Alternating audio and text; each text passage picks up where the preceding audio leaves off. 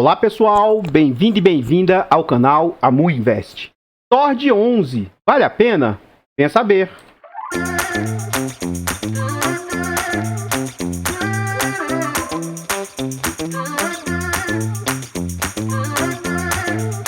Então pessoal, antes da gente saber mais a respeito desse fundo, eu gostaria de pedir humildemente, por favor, deixa o like aqui no vídeo.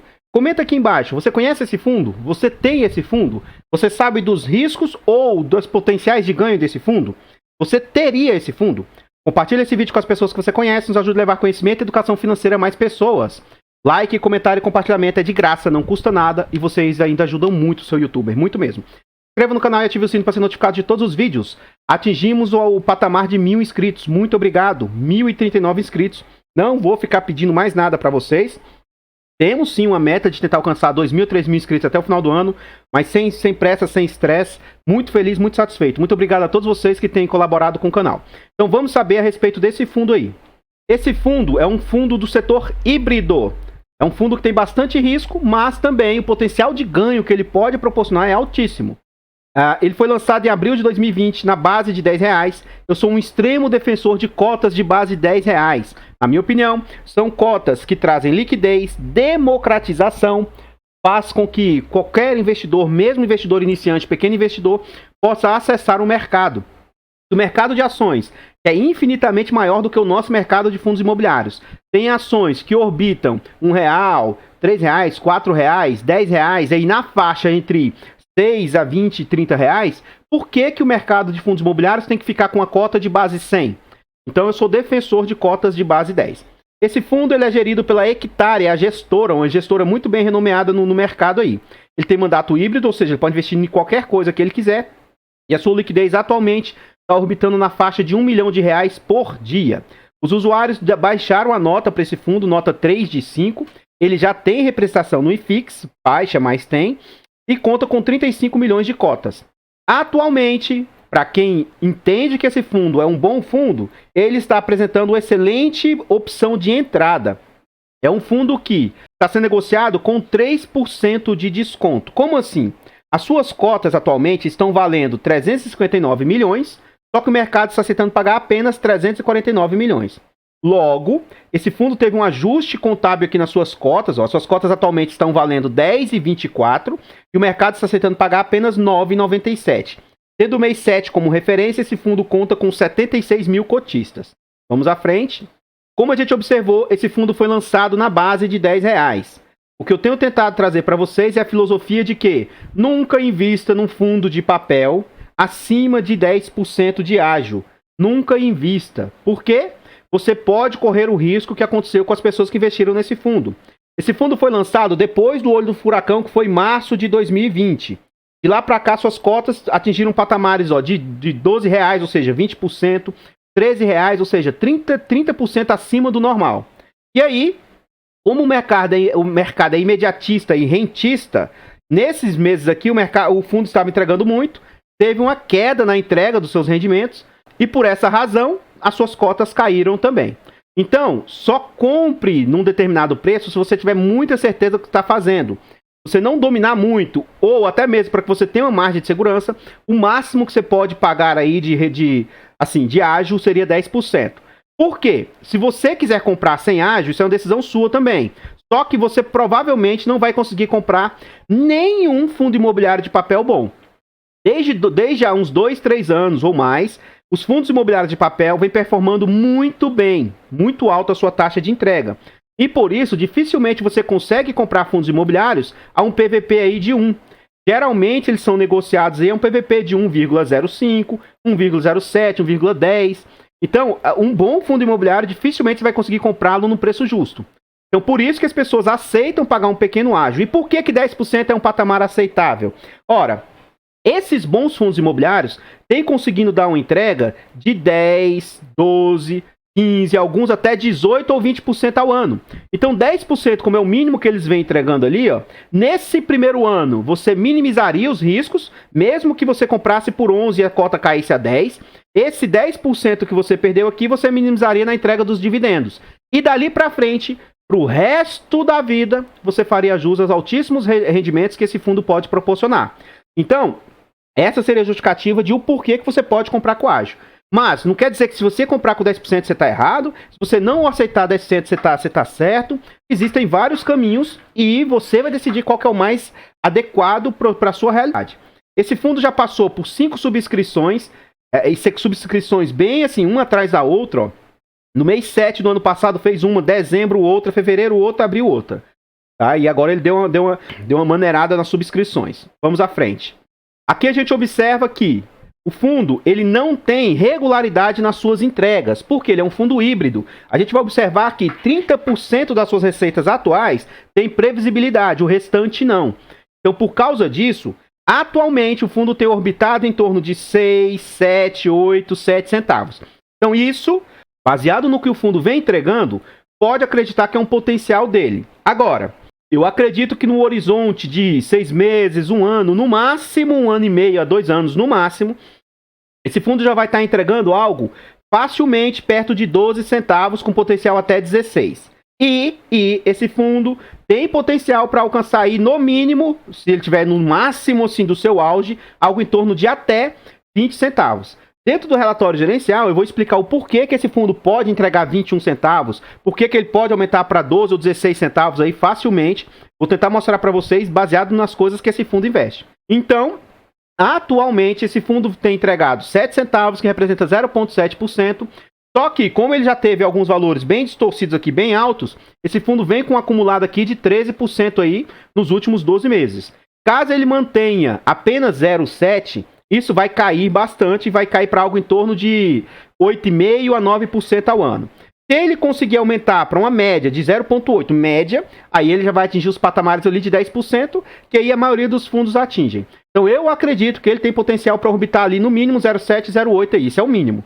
Mas ele tem potencial explosivo aí para ser muito mais, para ser um dos fundos que mais vai entregar no futuro próximo aí. Vamos à frente. Nós já estamos dentro do relatório gerencial, eu não vou ler tudo aqui para vocês. Qualquer coisa vocês pausem o vídeo e vejam com atenção, tá? Mas aqui ele vem falar quanto que ele encerrou, quanto que ele distribuiu. A liquidez média, ele disse que caiu, mas teve aumento no número de cotistas. E aí ele fala as movimentações, ó. Ele fez muito giro, ele vendeu alguns CRIs, vendeu outros CRIs, vendeu outro CRI, e aí comprou outros, ó, CRIs. Aqui o ideal seria ele falar aqui que ele vendeu de um e comprou do outro, pra gente ter uma noção, né, nisso. Mas enfim, ele aportou no fundo próprio deles, da própria gestora. É um fundo que não está performando. Ele fez outro aporte em outro fundo que não está performando. Outro aporte em outro fundo que não está performando. Esses 3 fundos aqui são todos da gestora. Ó. Esse Ankara é da própria Hectare. Esse lote metro quadrado é da própria Hectare. Esse RCAP aqui é da própria Hectare. Esse Serra Verde foi um fundo que trouxe um ganho de capital altíssimo para ele. E ele aportou também nas SPEs, nos equities da carteira que ele tem em sociedade. Então ele aportou em muitas coisas que ele não está tendo, assim, isso, muitos ativos que não estão performando, não estão entregando para ele. Então aqui, nesse fundo Serra Verde, ó, foi algo que trouxe um ponto positivo, por enquanto, só contábil para o fundo. Mas o que ele nos explica? Ó, durante o mês, a oportunidade de realizar a aquisição de cotas do fundo Serra Verde a preço de venda forçada. Foram adquiridos 15% do fundo pelo valor de R$ 1,89 por cota. E aí, chegou a cair essas cotas a R$ 1,27, só que depois elas foram alçadas a 8,58, após a avaliação atualizada dos ativos e aferição do seu valor justo. Isso significa um ganho contábil, tá? Porque ele não fez venda nem nada. De 354% sobre o preço de compra e de 570% sobre a cota patrimonial antes da revalorização. Então esse fundo Serra Verde tem como objetivo o desenvolvimento de projetos de multipropriedade em parceria com empresas líderes. Esse impacto aí, ó, da reavaliação aumentou aí de 29% o patrimônio do fundo. Tá? Então teve um aumento bem considerável. Aí ele fala aqui que a carteira do Tord, até o final de julho, era composta por 32% de CRIs, 32% de equities, 32% de FIIs e 3% em caixa. E aí a gente observa que, em média, somente 30% aqui é o que realmente está performando. Por quê? Tantas equities só um pouquinho performam em vez e outra. Esses FIIs, esses equities aqui, ó, 30%, e esses FIIs não estão performando nada. Então o que a gente vê, ó, é apenas assim, diretamente 35% está performando assim, mês a mês, e mais um pouquinho de equity que volta e meia volta a performar. Então 35% performando, é daqui que eu tiro aquela ideia de que somente com 1/3 o fundo está entregando 7 centavos, e a gente vai ver lá dentro do relatório gerencial que as equities e até mesmo esses FIIs, eles têm um potencial de ganho de 15, 14, 17, 18% ao ano, então assim, eu vou considerar que isso aqui tem um potencial de apenas 7 centavos. Então se ele performar as outras 3 esferas, ele tem ali o potencial de atingir o 0,21 que eu acabava dizendo. Mas para ser pessimista, esse 0,7 tem como subir para 12 ou 15 num horizonte perto e aí próximo de 16 a 18 centavos também. A gente vai ver isso com mais detalhes dentro do relatório gerencial. Vamos à frente.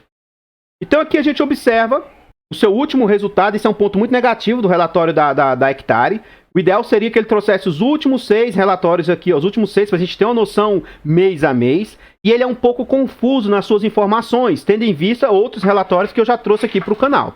Mas dá para a gente ter uma noção geral aqui. Você pega o ele informou no último mês e pega o geral, aí você tem uma noção um pouquinho mais exata das informações. Enfim, pediram para eu passar a trazer a taxa de administração, taxa de gestão, taxa de performance, e eu tenho passado a trazer, mas sempre explicando que, na minha opinião, eu reputo que isso aqui não tem tanta importância. Mas vamos lá. Esse fundo cobra taxa de performance de 20% do que CDI IPCA mais 4, e a sua taxa de administração ela é escalonada negativa. Então, quanto mais o fundo for crescendo, menos ele vai cobrar. Então, ela começa em 1,5 e pode chegar até 0,95. Aqui, mais um ponto negativo seria que o fundo deveria dar mais detalhes das despesas para a gente saber o que foi que compôs essa despesa. Contudo, no mês de julho, para mim, foi uma cobrança excessiva do fundo, veio bem salgada. E eu fiquei assustado quando eu olhei isso. Eu fiz os cálculos, e isso aqui representou 18% do que o fundo receitou. É muito caro. Só que aí, no ano acumulado de 2021, as despesas representaram 11%, um patamar muito mais aceitável. Então, o que acontece? Gerou 3 milhões e 200 mil. De onde que veio esse valor total? Veio 3 milhões de CRIs. Não teve resultado de equity nesse mês. 3 milhões de CRIs. E como que performou os CRIs? 1 milhão e 300 juros, 1 milhão correção monetária, e os negócios conseguiram gerar um resultado de 759 mil. E mais, ele trouxe resultado dos fundos lá, mais 30 mil, e os fundos de liquidez, mais 100 mil. Então, totalizou 3 milhões e 218 mil. E isso teve como despesas 580 mil. Então, esses 580 mil, baseado nos 3 milhões e 200, são esses 18% que eu disse, bem salgado. Resultado final, 2 milhões e 600, fez o ajuste contábil aqui para aumentar para 100 mil, ó. E aí, desses 2 milhões e 600, o que ele realmente entregou foi 2 milhões e 400. Então, fez um pequeno caixa ali. No ano, a gente observa o seguinte, que o fundo já entregou 16 milhões e quase 300, foi o que ele teve como resultado, e ele entregou 15 milhões e 900. Então, ele tem ali um caixa aproximado ali de pouco mais de 300 mil. É pouco baseado no que o fundo entrega. Enfim, novamente, ó. Tendo como 18 milhões de resultado, 10% de 18 milhões é 1 milhão e 800. Mais 180 mil dá 1 milhão e 980. Então isso aqui, no ano inteiro, está representando 11% das despesas, como eu já havia antecipado, tá? Aí, no ano, o que ele vem cobrando de taxas é um pouco mais aceitável. Vamos à frente.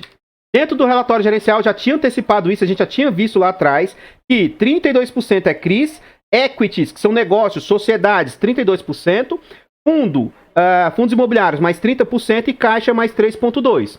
A gente observa que o cupom médio da carteira é 13%, muito bom.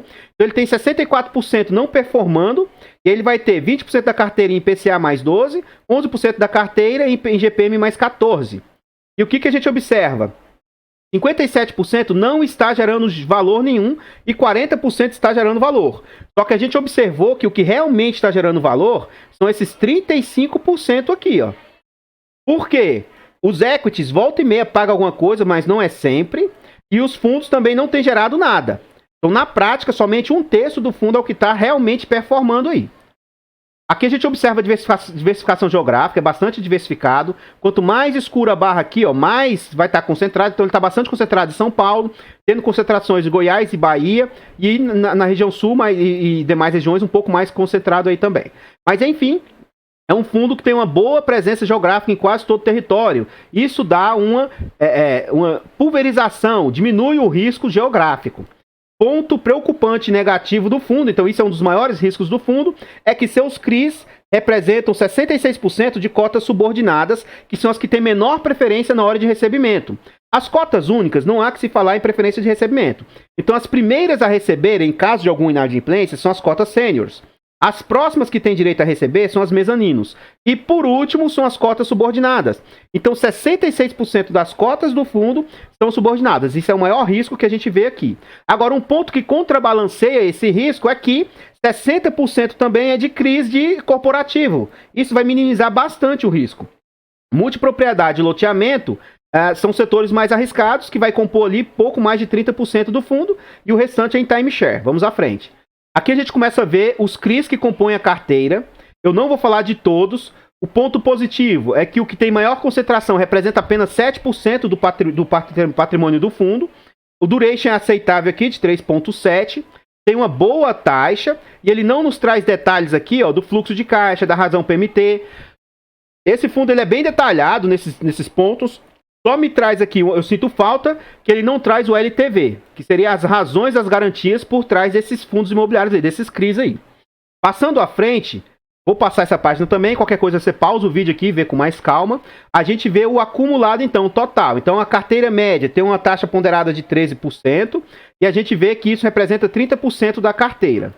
Indo mais à frente, eu não vou ler isso aqui com detalhe. Inclusive, eu nem trazia nos vídeos anteriores, mas eu reputo que essa informação é necessária, tendo em vista que a gente está vendo que o fundo é concentrado em equities. Então, os equities, que são as sociedades que o fundo faz parte, eu vou falar só algumas informações. O que a gente observa é, por exemplo, esse MyCar aqui, é um clube que ele está investindo, e quando esse desenvolvimento aqui começar a fazer vendas, parte disso ele passa a receber. Então, qual que é o retorno que ele pretende alcançar aí? 14% ao ano, que é aquele valor que eu falei.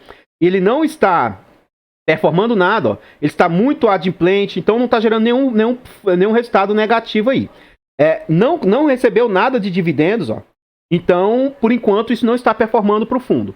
O outro que ele é sócio é desse prédio aqui. Então, a gente vê que o fundo tem participação de 37% nessa sociedade, e isso representa apenas 3%. Olha o retorno-alvo que ele pretende, 15% ao ano. Também não está performando, tá? O que mais que o fundo é sócio, que ele tem sociedades? Outros resorts, Onda Praia Resort, Resort do Lago. Então esse Onda Praia Resort é um resort, esse já performou. No último mês nada, mas olha o quanto ele já retornou para o fundo, 4,43 milhões. E ele pretende ter um retorno-alvo aí de 14 milhões. Então, muito interessante, A gente vê que tá um percentual alto de adimplência, de estar pagando certinho, questões elegíveis, então tudo bem positivo aí para o fundo. E o fundo tem 30% desse empreendimento. O fundo tem 100% desse empreendimento Resorts do Lago aí. Isso representa 12% do fundo, não está performando nada. E olha o alvo que o fundo pode alcançar, 18% de rendimento. Então, vocês entendem o seguinte, tem risco nessas propriedades que o fundo tem investido, nessas sociedades que ele tem investido? Tem. Mas, caso essas propriedades deem certo e comecem a performar, o fundo tem um altíssimo ganho provável em cima disso. Então é disso que eu digo que ele pode estar tendo um ganho futuro aí altíssimo e bem positivo para o fundo. Aqui são os FIIs que o fundo investe, e a gente vai observar que esses fundos não estão performando na carteira, não estão trazendo retorno para o fundo. Novamente, são fundos que, se você observar, possuem grande potencial aí de retorno aí para a carteira. Então, esse aqui, ele compra imóveis que estão sendo negociados abaixo do seu valor para oferir ganho de capital. Ele investiu no fundos aí da Devan. Ele tem esse aqui, que é um de desenvolvimento estudantil, que está em fase de construção. Esse loteamento aqui, todos esses fundos, esse são da própria gestora. O lote também é da própria gestora. E esse aqui também é da própria gestora. Então, ele investiu em bastante fundos da própria gestora que não estão performando. E quando esses itens começarem a performar, pode trazer um grande ganho para o fundo aí, tá bom? Vamos à frente. Antes de eu encerrar o vídeo e trazer o resto dos slides a respeito desse fundo, eu gostaria de reforçar e pedir novamente, por favor, deixa o like no vídeo, comenta o que você achou dos detalhes aí do Tord. Você já sabia desses detalhamentos? Você já tinha ouvido falar em que esse fundo investe? Os riscos inerentes a esse fundo? Então, se você compra o Tord, você tem que estar ciente dos riscos que você está correndo. Tem que saber o porquê que ele distribuiu menos. Por que ele, em alguns meses, distribui a mais. E não ficar desesperado quando ele começa a entregar a menos. O que você tem que tomar cuidado é o seguinte. Se isso está gerando inadimplência para o fundo. se isso está gerando um default, se ele está começando a ter inadimplência muito alta, que aí isso pode causar uma problemática profunda. Mas fora isso, entenda em que você vai estar investindo, para que você não faça movimentos de manada aí no mercado. Então, like, comentário, compartilhamento é de graça, você nos ajuda bastante, nos ajude nessas métricas aí, eu vou ficar muito agradecido. Já estou muito grato, muito agradecido mesmo. Se inscreva no canal e ative o sino para ser notificado de todos os vídeos. Muito obrigado aos 1.039 inscritos e almejamos alcançar 2 ou 3 mil até o final do ano. E com a ajuda de vocês a gente vai conseguir. Nada a pedir, só agradecimento. Muito obrigado mesmo. Eu vou ficando por aqui e eu espero encontrar vocês nos próximos vídeos. Tenham todos uma boa noite, fiquem com Deus e fui!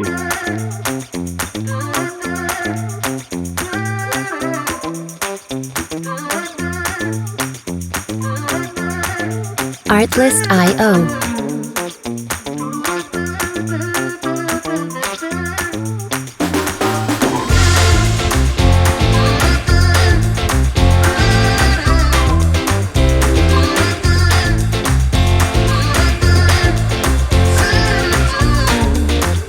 Music licensing reimagined.